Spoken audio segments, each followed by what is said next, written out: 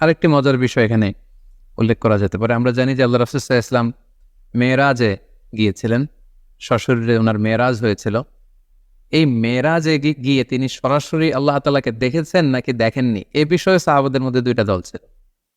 যেমন আল্লাহ রাসূল সাল্লাল্লাহু আলাইহি ওয়াসাল্লামের প্রিয়তমা স্ত্রী আম্মা জান আয়েশা রাদিয়াল্লাহু তাআলা আনহা, উনি মনে করতেন যে মেরাজে যে রাসূল সাল্লাল্লাহু আলাইহি ওয়াসাল্লাম আল্লাহ তাআলাকে সরাসরি দেখেননি। আবু হুরায়রা রাদিয়াল্লাহু তাআলা আনহু এই মতামত গ্রহণ করেছেন। অন্যদিকে আব্দুল্লাহ ইবনে আব্বাস রাদিয়াল্লাহু তাআলা আনহুর মতো সাহাবী, আনাস রাদিয়াল্লাহু তাআলা আনহুর মতো সাহাবী, উনারা মনে করতেন যে রাসূল সাল্লাল্লাহু আলাইহি ওয়াসাল্লাম সরাসরি মেরাজের রাতে আল্লাহ তাআলাকে দেখেছেন।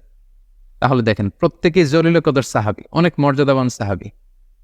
তাদের কেউ মনে করেছেন সরাসরি আল্লাহর সাথে সাক্ষাৎ হয়েছে, আবার কেউ মনে করেছেন সরাসরি সাক্ষাৎ হয়নি। সো এই যে মতের ভিন্নতা, এটা খুবই স্বাভাবিক একটা বিষয়। এবং আল্লাহ রাসূল সাল্লাল্লাহু আলাইহি ওয়াসাল্লামের সময় যে সাহাবারা ছিল, ওনাদের মধ্যেও বিভিন্ন মাসআলাতে, ফিকহি মাসআলাতে মতামতের ভিন্নতা ছিল। সবাই যে এক মতের উপর ঐক্যবদ্ধ ছিলেন ব্যাপারটি এমন নয়। ফলে যে সাহাবী যে আমলের ক্ষেত্রে রাসূল সাল্লাল্লাহু আলাইহি ওয়াসাল্লামের কাছ থেকে যেই পদ্ধতিতে শিখেছেন, তিনি সেটা প্র্যাকটিস করেছেন। ওনার ছাত্ররা তাবিঈরা সেটা প্র্যাকটিস করেছেন, তৎপরবর্তীতে তাবিঈরা সেটা প্র্যাকটিস করেছেন। এভাবে বিভিন্ন ধরনের প্র্যাকটিসের কারণে রাসূল সাল্লাল্লাহু আলাইহি ওয়াসাল্লামের কাছ থেকে একাধিক আমল নানাভাবে প্রমাণিত হওয়ার কারণে মতামতের ভিন্নতা পাওয়া গিয়েছে। ফলে মাযহাব একাধিক হয়েছে। এখানে অনেকে প্রশ্ন করতে পারেন যে তাহলে মাযহাব ৩টি হয়নি কেন, বা ৫টি হয়নি কেন, মাযহাব ৪টিতে সীমাবদ্ধ থাকলো কেন? এর উত্তরে আমরা বলতে চাই যে ৪ মাযহাবের যে ৪ জন ইমাম, ওনাদের যে উসুল বা কওয়ায়েদ, ওনাদের যে মাযহাবের রুলস অ্যান্ড রেগুলেশন, এগুলো যতটা সুবিন্যস্তভাবে গ্রন্থাকারে সংরক্ষিত হয়েছে, অন্যান্য কোনো ইমামের মতামতগুলো এরকম সুবিন্যস্তভাবে গ্রন্থাকারে সংরক্ষিত হয়নি। ওনারা ছাড়াও আরও অনেক বড় বড় ইমাম ছিলেন, ওনাদেরও মাযহাব ছিল, কিন্তু ওই সমস্ত ইমামদের অনুসারী গড়ে ওঠেনি, ফলোয়ার গড়ে ওঠেনি, যেমনটি ৪ মাযহাবের ৪ জন বড় ইমামের ক্ষেত্রে গড়ে উঠেছে। ফলে ওনাদের এই ৪ জনের মাযহাব গোটা বিশ্বব্যাপী সমাদৃত হয়েছে। বাকি ইমামদের যে মাযহাব, সেগুলো পৃথিবীতে আর টিকে থাকেনি। এজন্যই একাধিক মাযহাব পৃথিবীতে প্রচলিত হয়েছে এবং সেটি ৪টি মাযহাবে সীমাবদ্ধ রয়েছে। সম্মানিত শুধু এ পর্যায়ে আমরা জানব মাযহাবের প্রয়োজনীয়তা কি, আর সরাসরি কোরআন সুন্নাহ থেকে আমল করলে সমস্যা কোথায়, মাযহাব ছাড়া যদি কোরআন মানি হাদিস মানি সমস্যা কোথায়, এ প্রশ্ন অনেকে করে থাকেন। তাই এ পর্যায়ে আমরা কেন মাযহাবের প্রয়োজন সেটা আমরা বলব। এক্ষেত্রে আমি একটু উদাহরণ দিয়ে প্রায় বলে থাকি যে কোরআন সুন্নাহ হচ্ছে 24 ক্যারেটের গোল্ডের মতো, অর্থাৎ দ্য ফাইনেস্ট গোল্ড, 24 ক্যারেটের যে সোনা সেটা। আর মাযহাব হচ্ছে খাদের মতো। আমরা জানি যে 24 ক্যারেটের ফাইনেস্ট গোল্ড দিয়ে জুয়েলারি বানানো যায় না, অলংকার বানানো যায় না। আপনি যদি 24 ক্যারেটের স্বর্ণ দিয়ে অলংকার বানিয়ে দেহে পড়তে চান, তাহলে সেখানে খাদ মেশাতে হবে। অর্থাৎ সরাসরি কোরআন সুন্নাহর বিষয়গুলো অনেকের পক্ষে বোঝা, আমল করা, এটা তার জন্য সহজ নাও হতে পারে। সেক্ষেত্রে তার জন্য মাযহাবের প্রয়োজন, যেটা হচ্ছে খাদ। এই খাদটা আমাদের উদ্দেশ্য না, উদ্দেশ্য হচ্ছে কোরআন সুন্নাহ, উদ্দেশ্য হচ্ছে গোল্ড। কিন্তু ওই গোল্ড যদি আমাদেরকে অর্নামেন্টস বানিয়ে কিংবা জুয়েলারি বানিয়ে আমরা যদি গলায় পড়তে চাই, আমরা যদি ব্যবহার করতে চাই, তাহলে সেখানে খাদ মেশাতে হবে। অনুরূপভাবে কোরআন সুন্নাহকে সহজভাবে বুঝতে হলে সেখানে মাযহাবের প্রয়োজন হবে। অনেকে বলে থাকেন যে আমি কোনো মাযহাব মানি না, বরং আমি লা মাযহাবী, অর্থাৎ কোনো মাযহাবকে আমি গ্রহণ করি না। যারা কোনো মাযহাব মানেন না বলেন, তারা যেটার উপর আমল করেন সেটাও কোনো না কোনো মাযহাবের সাথে মিলে যায়। মাযহাবের বাইরে যে আসলে কোরআন সুন্নাহকে মানা সম্ভব না।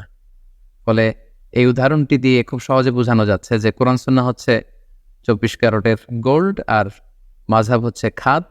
এই গোল্ডটাকে গহনা বানিয়ে গলায় পরার জন্য এই খাদের প্রয়োজন, কারণ খাদ না মেশালে এটাকে বাঁকা করা যায় না, গোল্ডটাকে ডিজাইন করা যায় না, শেপ দেওয়া যায় না। পাশাপাশি অনেকে মনে করে থাকেন যে মাযহাবের কারণে ইসলাম বিভক্ত হয়ে গিয়েছে। অনেকে বলেন যে একটা মাযহাব থাকলেই তো ভালো হতো, এখানে 4টা হলো কেন? এটা তো ইসলামকে বিভক্ত করেছে। এই কথাটিও আসলে ঠিক নয়। আসলে বাস্তবতা হচ্ছে একেবারে উল্টো। মাযহাব আসলে ইসলামকে বিভক্ত করেন, বরং মাযহাব ইসলামকে অনেকগুলো ভাগে ভাগ হওয়া থেকে বাঁচিয়েছে। অর্থাৎ অনেকগুলো ভাগে বিভক্ত না করে এটাকে মাত্র 4টা ভাগে ভাগ করেছে। যেমন উদাহরণস্বরূপ যদি আমি বলি, আল আজহার বিশ্ববিদ্যালয় থেকে যারা গ্র্যাজুয়েশন করে পাশ করে, তাদেরকে আজহার থেকে একটা টাইটেল দেয়া হয়, সেটা হচ্ছে আজহারি। আমি নিজেও যেহেতু ব্যক্তিগতভাবে আল আজহার থেকে পড়াশোনা করেছি, ফলে আমিও আমার নামের শেষে এই টাইটেলটি যুক্ত করে থাকি। তো বাংলাদেশে আপনারা অনেকেই দেখবেন যে যারা আল আজহার বিশ্ববিদ্যালয় থেকে পড়াশোনা করেছে, ওনারা ওনাদের নামের শেষে এই আজহারি শব্দটি যুক্ত করে। তো এই আজহারি বানানটি অনেকে অনেকভাবে লিখে থাকে। কেউ আজহারি বানানে বর্গীয় জ দিয়ে আজহারি লিখে, কেউ অন্তঃস্থ জ দিয়ে লিখে, কেউ আবার আজহারি বানানে রয়ের সাথে হ্রস্ব ইকার যুক্ত করে দেয়, কেউ দীর্ঘ ইকার দিয়ে লিখে, আবার অনেকে আজহারি শব্দের আগে আল যুক্ত করে দেয়, ফলে আল আজহারি। এইভাবে যদি আপনি খেয়াল করেন, প্রায় 8টি বানানে আজহারি শব্দটা কিন্তু লেখা সম্ভব। এক্ষেত্রে যদি ইসলামিক ফাউন্ডেশন বলে যে আজহারি শব্দটি কোন বানানে ব্যবহৃত হবে, এজন্য আমাদের একটা মতামত হচ্ছে এই বানানটাকে আমরা সাজেস্ট করি। ফলে আজহারি বানানোর জন্য ইসলামী ফাউন্ডেশন একটা মত প্রকাশ করলো, আর মত মানে মাযহাব, তার মানে এটা ইসলামিক ফাউন্ডেশনের মাযহাব। বাংলা একাডেমি যদি বলে যে এক একজন এক এক বানানে না লিখে বিদেশি শব্দ বা আরবি শব্দ কোন বানানে লিখতে হবে, সেটা আমরা সহজভাবে আপনাদের সামনে উপস্থাপন করছি। আমাদের চিন্তা মতে এই বানানটি হচ্ছে সবচেয়ে ভ্যালিড, সবচেয়ে যুক্তিযুক্ত। তাহলে আজহারি বানানের ক্ষেত্রে বাংলা একাডেমি একটি মতামত পেশ করলো, এটা হচ্ছে বাংলা একাডেমির মাযহাব। অথবা প্রথম আলো যদি বলে যে আমরা সব বানানকে সহজভাবে নতুনভাবে উপস্থাপনার চেষ্টা করছি, আমরা সাজেস্ট করি যে আজহারি বানানটা এইভাবে হলে ভালো হয়, ওনারা একটা মতামত দিলেন, তাহলে এটা হচ্ছে প্রথম আলোর মাযহাব। তাহলে দেখুন, এই 3টি মাযহাব থাকার কারণে আজহারি বানান লিখতে যে 8টি মতামত পাওয়ার সুযোগ আছে, বা 8ভাবে 8জন আজহারি শব্দটি লিখতে পারে, সেটা এখন কমে 3টা মাযহাব বা 3টা মতামতে চলে আসলো। এবং আসলে কোনো জিনিসকে একাডেমিক ওয়েতে যদি আমাদের লিখতে হয়, বলতে হয়, জানতে হয়, তখন একটা সিস্টেমেটিক ওয়ে কিন্তু ফলো করতে হয়। মাযহাব বেসিক্যালি এই কাজটাই করেছে। কোরআন সুন্নাহ কিভাবে আমরা কোরআন সুন্নাহর বিধানগুলো মানবো, এটাকে সোসাইটিতে অ্যাপ্লাই করব, সেক্ষেত্রে অনেক অনেক বিভক্তিকে অল্প কিছু বিভক্তিতে নিয়ে এসেছে এই মাযহাব। ফলে মাযহাবের মাধ্যমে বেসিক্যালি আল্লাহ তাআলা ইসলামকে শতদা বিভক্ত হওয়া থেকে বাঁচিয়েছে। অর্থাৎ অনেকগুলো বিভক্তি কমিয়ে মাযহাব মূলত বিভক্তিটাকে একেবারে কম করে নিয়ে এসেছে। অর্থাৎ 10টা 15টা বিভক্তি হওয়ার চেয়ে মাযহাব এখন 4টা ভাগে বিভক্ত হয়ে বিভক্তিকে কমিয়ে এনেছে। সো মাযহাব ইসলামকে ভাগ করেছে, এই কথাটি আসলে কোনোভাবেই শুদ্ধ নয়। পাশাপাশি মাযহাব থাকার আরেকটা উপকারিতা হচ্ছে এখানে সহজতা বা প্রশস্ততা আছে। কোনো কারণে কোনো ইমামের মাযহাবের সংকীর্ণতার কারণে যদি সেটা মানতে কারোর জন্য কঠিন হয়ে যায়, ফলে শারঈ দলিলের আলোকে অন্য ইমামের মাযহাবের যে সহজতা বা প্রশস্ততা, এটা চাইলে কেউ গ্রহণ করতে পারে। তো এটা আমাদের জন্য সুবিধা। তাহলে আমরা বলতে পারি মাযহাব কিন্তু আমাদেরকে ফ্লেক্সিবিলিটি দিয়েছে, অপশন দিয়েছে। আমরা কে না অপশন পছন্দ করি। লেটসে যদি বলা হয় যে এই 10তলা বিল্ডিংটিতে ওঠার জন্য শুধু সিঁড়ি আছে, সিঁড়ি ছাড়া অন্যভাবে ওঠার সুযোগ নেই, সেটা অনেকের জন্য কঠিন হতে পারে। কিন্তু যদি বলা হয় এই 10তলা বিল্ডিং এর একেবারে 10ম তলায় ওঠার জন্য সিঁড়ির ব্যবস্থাপনাও থাকবে, আবার এক পাশে লিফট থাকবে, আবার আরেক পাশে এসকেলেটরও থাকবে, সে 3টা অপশন দিলে কিন্তু আমাদের জন্য সুবিধা। যিনি সিঁড়ি বেয়ে উঠতে পারবে তিনি সিঁড়ি বেয়ে উঠল, যার হয়তো পায়ে ব্যথা সমস্যা তিনি লিফটে চড়ে উঠল, অথবা কেউ যদি এসকেলেটর ইউজ করতে চায় তাহলে তিনি এসকেলেটর দিয়ে উঠলি। তার মানে মাযহাবের এই একাধিক অপশন বা ফ্লেক্সিবিলিটি থাকার কারণে এটা ইসলামকে বোঝা মানা আমাদের জন্য আরো সহজ করে দিয়েছে।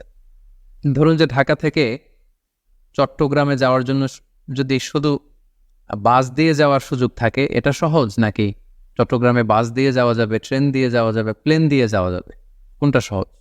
অর্থাৎ আমাদেরকে যদি অপশন দেওয়া হয় সেটা সহজ, then we can choose any of the option. যার তাড়াতাড়ি ঢাকা থেকে চট্টগ্রাম পৌঁছতে হবে তিনি প্লেন দিয়ে যেতে পারেন, যিনি ট্রেনে চড়তে পছন্দ করেন তিনি ট্রেন দিয়ে যেতে পারেন, আবার যিনি বাসে ভ্রমণকে প্রেফার করেন তিনি কিন্তু চাইলে বাসে যেতে পারেন। তাহলে এক্ষেত্রে আমরা বুঝলাম মাযহাবের একাধিক মতামত থাকার কারণে ইসলামটাকে পালন করা আমাদের জন্য সহজ হয়েছে। উই গট সাম অপশনস, এবং এটা অনেকটা ফ্লেক্সিবিলিটি দিয়েছে আমাদেরকে। পাশাপাশি এই মাযহাবের মাধ্যমে আল্লাহ রাসূল সাল্লাল্লাহু আলাইহি ওয়াসাল্লামের পক্ষ থেকে প্রমাণিত যতগুলো আমল পাওয়া যায় সবগুলোই কিন্তু ঘুরে ফিরে পালিত হচ্ছে। মাযহাব যদি একটি হতো তাহলে রাসূল সাল্লাল্লাহু আলাইহি ওয়াসাল্লামের এই সব ধরনের আমল এগুলো কিন্তু পালন করার সুযোগ হতো না।